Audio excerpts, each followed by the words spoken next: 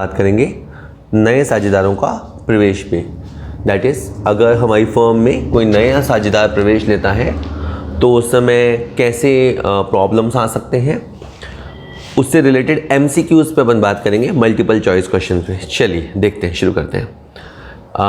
नए साझेदार का प्रवेश, एडमिशन ऑफ न्यू पार्टनर। मैं अधिकतर बोलूँगा कि A और B की फर्म है और C ने प्रवेश लिया। पहला क्वेश्चन आता है आपके सामने, अधिलाभ क्या है? Super profit is. ठीक है, मेरा एक अप्रोच ये रहता है कि मैं ऑप्शंस देखूं, उससे पहले मैं मन में इसका आंसर सोच लेता हूँ कि सुपर प्रॉफिट क्या होता है, फिर उसके बाद जो ऑप्शन है उसमें से मिला लेंगे। आप पॉज करके अपना आंसर रोक के देख सकते हैं। ठीक है, सुपर प्रॉफिट क्या है? तो देखिए, सुपर प्रॉफिट मतलब एक्स्ट्रा प्रॉफिट कमाने की क्षमता। जो व्यक्ति नॉर्मल से ज़्यादा कमाता है, जो व्यक्ति फर्म नॉर्मल से ज़्यादा कमाता है, हम कहते हैं कि उसने सुपर प्रॉफिट कमाया। तो सुपर प्रॉफिट का जो सूत्र होता है वो होता है औसत लाभ माइनस सामान्य लाभ। जैसे मान लीजिए सामान्य लाभ है 80,000, 80,000 सब कमाते हैं और 1 लाख मैं कमा रहा हूँ, तो मैं 20,000 अधिक कमा रहा हूँ, तो अधिक से शब्द निकलता है अधिलाभ। तो इसका बेटा आंसर रहेगा ब, औसत लाभ माइनस सामान्य लाभ। ठीक है जी, चलिए इसके बाद अगला क्वेश्चन आता है बेटा, ये क्वेश्चन दूसरा आया। A व B बराबर के साझेदार हैं, उनकी कैपिटल 16,000 और 12,000 है। C 1/4 हिस्से के लिए प्रवेश करता है, वह 15,000 रुपये पूंजी के लिए लाता है, तो फर्म की ख्याति का मूल्य क्या होगा? वेल, हमसे गुडविल पूछा गया है। जनरली हमारे दिमाग में आता है कि गुडविल निकाली जाती है प्रॉफिट्स के बेसिस पे, मतलब प्रॉफिट दिया हुआ होगा उससे हम गुडविल निकालेंगे, लेकिन कभी कभी कैपिटल से भी गुडविल निकाली जाती है, और कैपिटल से जो गुडविल निकाली जाती है उससे हम कहते हैं हिडन गुडविल। इस क्वेश्चन में क्या होगा, जैसे C की कैपिटल दे रखी है आपको, अब आपकी C की कैपिटल है 15,000 और C का अनुपात है 1/4, तो आप 1/4 को उल्टा कर दो, उससे आपके पास टोटल कैपिटल आ जाएगी। C की कैपिटल का आप उल्टा कर दो, उससे आपकी टोटल कैपिटल कितनी होनी चाहिए उसका आइडिया हो जाएगा, वो हो जाएगा 60,000। और 60,000 में से फिर आप जो इनकी एक्चुअल कैपिटल है 16,000, 12,000, 15,000, उसको हटा देना और आपका आंसर आ जाएगा। चलिए देख लेते हैं, नीचे अभी सॉल्यूशन में 17,000 इसका आंसर आएगा। ये कैसे आया है मैंने समझाया है इसको, यहाँ देखिएगा आप। जैसे 15,000 कैपिटल है C की, तो टोटल कैपिटल शुड बी 60,000। उसके बाद 60,000 में से जो इनकी एक्चुअल कैपिटल है 16,000, 12,000 और C की 15,000, ये सब मिला के हो रहा है 43,000। तो 60,000 में से 43 से हटाएंगे तो 17,000 आ जाएगी हिडन गुडविल। हिंदी में बोलते हैं गुप्त ख्याति, इन्फर्ड गुडविल भी इसे कहते हैं, मानी गई ख्याति भी इसको बोलते हैं, बहुत सारे नाम है। चलिए अगला क्वेश्चन देखते हैं। कुल संपत्तियां अगर 70,000 हो और दायित्व 10,000 हो, ऐसे में अगर औसत लाभ 8,000 हो, सामान्य प्रत्याय की दर 10% अधिलाभ की राशि क्या होगी? वेल, हमें सुपर प्रॉफिट निकालना है। सुपर प्रॉफिट के लिए हमें औसत लाभ चाहिए और सामान्य लाभ चाहिए।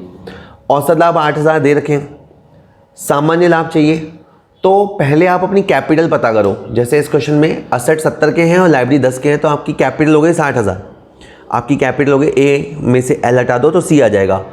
एक बार आपकी कैपिटल आ जाएगी तो उस पर कितना लाभ होना चाहिए, सामान्य प्रत्याय की दर का मतलब होता है इतना लाभ तो होना चाहिए, इतना लाभ कमाना तो नॉर्मल है। तो आप 60,000 का 10% निकालेंगे जो कि 6,000 आएगा। 6,000 is the normal profit, 8,000 actual profit, 2,000 हो जाएगा सुपर प्रॉफिट। इसका आंसर ब रहेगा, B 2,000 रुपी। अगेन मैंने इसको एक्सप्लेन किया है। पहले आप कैपिटल एम्प्लॉयड निकालिए, व्यापार में लगी हुई पूंजी 60,000। उसके बाद आपको जो कमाना चाहिए, जैसे हम जिस इंडस्ट्री को बिलोंग करते हैं, जिस उद्योग में हम कार्यरत हैं, वहाँ पे 10% लाभ होना चाहिए, तो 6,000 तो लाभ होना ही चाहिए। और फिर सुपर प्रॉफिट से आ जाएगा आपका average profit minus normal profit, इस तरह से। चलिए अगला क्वेश्चन आ रहा है। एक बार मैं फिर कहूँगा, आप क्वेश्चन पढ़ते ही पहले पॉज कर दिया करें, पॉज करके आंसर सोचा करें, तो आपको अच्छा लगेगा, आप ज़्यादा बेटर इसका MCQ का फ़ायदा उठा पाएंगे। आंसर सुन के याद करना is not a good thing. और MCQ मेरा एक थोड़ा मानना है कि तब लगाने चाहिए जब आपने थोड़ी बहुत पढ़ाई कर रखी हो, थोड़ी बहुत पढ़ाई कर रखी हो और अब आप चेक कर रहे हो कि मैंने पढ़ाई ओके करी है या नहीं करी है, या मैंने सफिशिएंट पढ़ाई करी या नहीं करी। MCQ से आपको ये फ़ायदा भी होता है कि अगर आपका कोई एरिया है जो छूटा हुआ था, मान लो किसी बच्चे ने गुप्त ख्याति वाला पॉइंट ना पढ़ा हो, तो उसको ध्यान आ जाएगा, यार ये वाला पॉइंट तो मैंने कवर ही नहीं किया, तो वहाँ उसका बेनिफिट होता है, तो आपको इसका फ़ायदा उठाना आना चाहिए। खैर, लाभों में हिस्सा बांटने के लिए नया साझेदार डैश डैश चुकाता है, पूंजी चुकाता है, ऋण चुकाता है, ख्याति चुकाता है या अनुदान चुकाता है। अगर उसे लाभों में हिस्सा चाहिए तो उसे ख्याति की रकम लानी पड़ेगी। यहाँ पे हमें पता है कि एक पार्टनर को 2 अधिकार मिलते हैं जैसे ही वो फर्म में आएगा। एक तो उसे संपत्तियों में अधिकार मिलेगा और एक उसे लाभों में अधिकार मिलेगा। लाभों में अधिकार मिले यानी वो भी प्रॉफिट शेयर करे, उसके लिए उसे गुडविल लाना पड़ेगा। इसका आंसर सी होगा, ख्याति। चलिए अगला क्वेश्चन देखते हैं। अगला क्वेश्चन है, फर्म की संपत्तियों में हिस्सा पाने के लिए नया साझेदार चुकाता है। इसे आप थोड़ा समझो। एक फर्म है जो ए और बी की है, उनके पास मान लीजिए जो भी संपत्तियां हैं, कार, बिल्डिंग, मशीन, आज के दिन वो ए और बी की हैं। कल को सी भी कह सके कि ये मेरी भी प्रॉपर्टी है, I am the joint owner, मेरी जॉइंट प्रॉपर्टी है। ये कह पाए, ये हक उसे तभी मिलेगा जब वो कैपिटल लाएगा। तो यूँ होता है रूल कि पहले इसका आंसर लिख लेते हैं, इसका आंसर अ होगा। यस, तो अब मैं इसको समझाऊँ आपको। अगर आप कैपिटल लाते हो तो आपको असेट का हक मिलता है, बैलेंस शीट पे हक मिलता है, और अगर आप गुडविल की राशि लाते हो तो आपका P&L पे यानी प्रॉफिट या लॉस पे हक मिलता है। इसीलिए दोनों चीज़ें वो लाता भी है। पुनर्मूल्यांकन खाता किस प्रकार का है? रिवैल्यूएशन अकाउंट किस तरह का है? पर्सनल है, नॉमिनल है, रियल है, क्या है?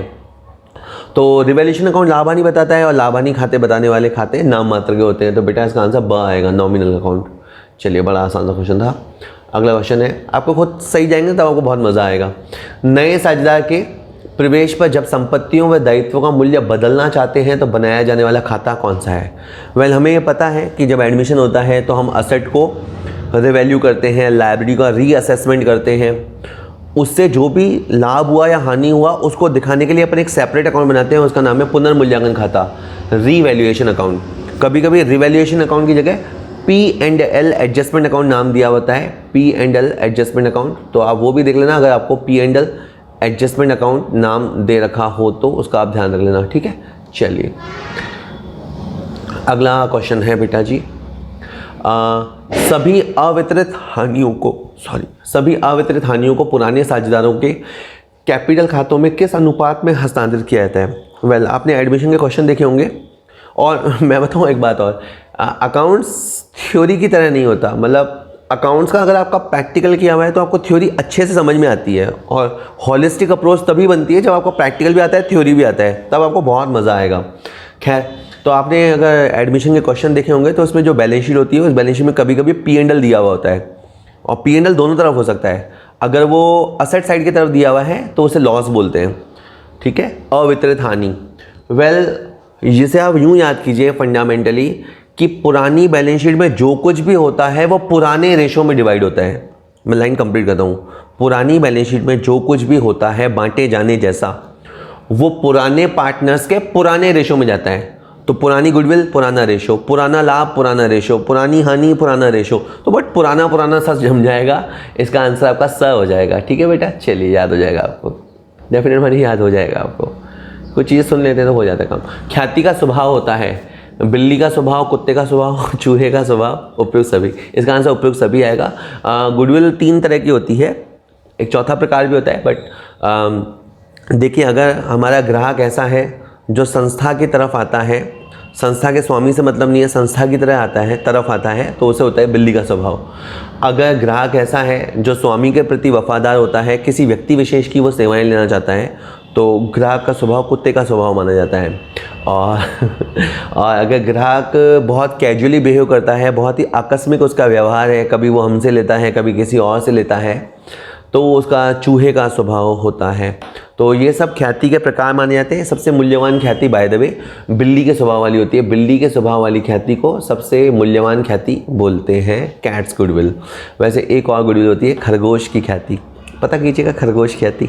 चलिए next, all of the above हो गया, ठीक है। अगला क्वेश्चन आता है, ए व बी एक फर्म में 2:1 में साझेदार हैं, वो सी को 1/3 हिस्से के लिए प्रवेश देते हैं, तो उनका त्याग अनुपात क्या होगा? इसे आप लॉजिकली सोचिए। सी आया तो सी को आने किसने दिया? ए और बी ने। अब कभी तो क्वेश्चन बोल देता है कि ए और बी ने कितना कितना त्याग किया, सी के आने पे कितना कितना सेक्रीफाइस उन्होंने किया। अब क्वेश्चन अगर नहीं बोलता, उन्होंने केवल ये बोला है कि उन्होंने सी को प्रवेश दिया, तो त्याग ए और बी ने पुराने अनुपात में किया होगा। अब इस लाइन को पूरा सुनना। नए के प्रवेश पे पुरानों ने उसे आने दिया, तो उन्होंने पुराने अनुपात में ही त्याग किया होगा, तो इसका आंसर 2:1 आएगा। मैं थोड़ा इसको नीचे समझाता भी हूँ आपको नोट में, देखिएगा इसका आंसर 2:1 है। जैसे ए ने कितना सेक्रीफाइस किया, तो जो सी का हिस्सा है उसका 2/3 ए ने दिया, सी का हिस्सा यानी 1/3 उसका 2/3 ए ने दिया। इसी तरह बी ने कितना दिया, उसका हिस्सा है 1/3, उसका 1/3, तो 2/9 1/9। हो सकता है इस क्वेश्चन में तुमसे वो पूछता ए का त्याग, तो आपका आंसर होता है 2/9, बी का त्याग 1/9, तो 9 और 9 तो कॉमन है, तो 2:1 हो जाएगा। तो आप इसे रट्टे के जोर पे करिए या मैथमेटिकली करिए, ठीक है, थोड़ा टफ क्वेश्चन था। चलिए हो गया है एक बार के लिए। तो चलिए अगला क्वेश्चन देखते हैं। ए, बी व सी एक फर्म में बराबर के साझेदार हैं। उन्होंने निर्णय लिया कि सी को अब लाभों में मात्र 1/5 ही हिस्सा दिया जाए। तो अभी उसका वैसे सी का हिस्सा था 1/3, अब हमने उसे कहा कि 1/5 हिस्सा दिया जाए, यानी उसका हिस्सा कम हो गया, मतलब उसने त्याग किया है। तो इस परिवर्तन के लिए फर्म की गुडविल का मूल्य 1.5 लाख रुपए निर्धारित किया गया। तो इस परिवर्तन की जनरल एंट्रियाँ क्या होगी? बहुत ही अच्छा क्वेश्चन है, सच्ची में बहुत अच्छा क्वेश्चन है। ऑप्शन आप पढ़ेंगे, goodwill to seize capital, cash to goodwill, A B to C, C to A B. Well, इसमें फंडामेंटल बात देखिए, जो सी है उसका अनुपात कम हो रहा है तो सी त्याग कर रहा है, तो सी तो हो जाएगा क्रेडिट, और इस त्याग का फ़ायदा ए और बी उठाएंगे तो ए और बी हो जाएंगे डेबिट, यानी इसका आंसर जो लगेगा वो सी ऑप्शन लगेगा। फिर भी इसकी पूरी कैलकुलेशन समझाता हुआ नोट नीचे आ रहा है। ये तो आ गया आंसर आपका C answer, A is capital, B is capital, C is capital. Hint, C का आप सेक्रीफाइस निकालिएगा, पहले उसका अनुपात था 1/3, अभी उसका अनुपात है 1/5, तो उसने कितना त्याग किया? 2/15, तो 1.5 लाख, आप 1.5 लाख लिख के इंटू 2/15 कर लेना, 1.5 लाख इंटू 2/15, ठीक है, आप ये कर लेना। तो इससे आपके पास 20,000 आ जाएगा, और ए और बी का त्याग ऊपर है ही, और ए और बी को फ़ायदा हुआ है तो वो डेबिट हो जाएंगे, ठीक है। चलिए अगला क्वेश्चन देखते हैं।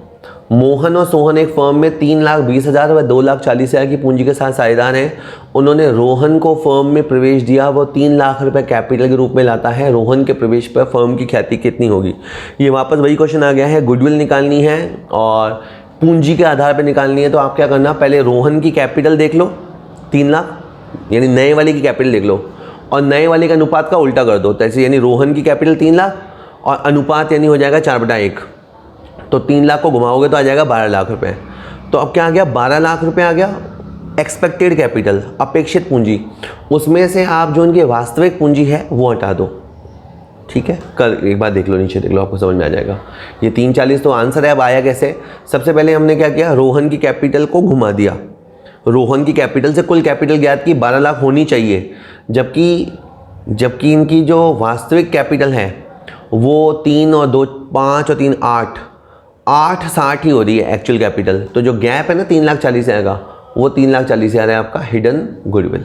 चलिए अगला क्वेश्चन है, नए साझेदार के प्रवेश के समय अवितरित लाभों को साझेदारों की पूंजी खाते में अंतरित करते हैं। पुराने, ठीक है, नए साझेदार का प्रवेश हो रहा है, तो आपके पास चाहे मैंने कहा ना अवितरित लाभ हो चाहे अवितरित हानि हो, जो लाभ नहीं बांटे अवितरित लाभ, जो हानि नहीं बांटी अवितरित हानि।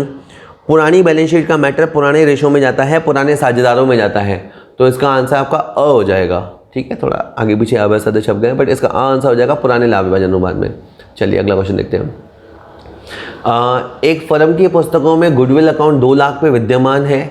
एक नए साझेदार को फर्म में प्रवेश दिया जो ख्याति के लिए 120,000 नकद लाता है, तो नई फर्म के चिट्ठे में ख्याति खाता प्रकट होगा।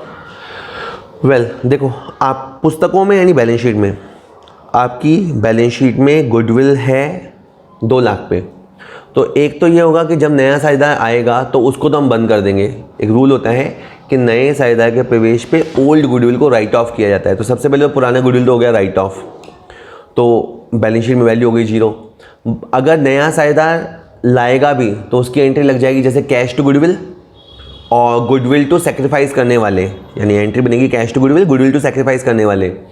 कहने का मतलब है कुल मिला के न्यू बैलेंस शीट में गुडविल नहीं आएगा। जो ओल्ड गुडविल था वो राइट ऑफ हो गया और नया वाला जो था वो DRCR होकर कैंसिल हो जाएगा। तो कुल मिला के नई बैलेंस शीट में गुडविल आएगा 0 पे, इसका आंसर ब रहेगा। चलिए सही जवाब। इसको हिंट भी दिया है इन्होंने, old goodwill account will be written off for new partners admission and new partner is bringing in his share in cash, so no need to open or raise a goodwill account, so goodwill account appearing in balance sheet will be zero. ठीक है, कई बार क्या होता है, नया साझेदार goodwill की रकम लाने में आनाकानी करता है, तो उस समय हमें गुडविल के लिए एडजस्टमेंट करना पड़ता है, जिसमें एक तरीका ये है कि गुडविल अकाउंट ओपन कर दी जाए। हालांकि ये पुराना तरीका है, लेकिन एक तरीका होता है कि गुडविल अकाउंट को ओपन कर दिया जाए, लेकिन इस क्वेश्चन में वो ज़रूरत ही नहीं पड़ेगी क्योंकि नया पार्टनर अपने हिस्से की ख्याति लेके आ गया है।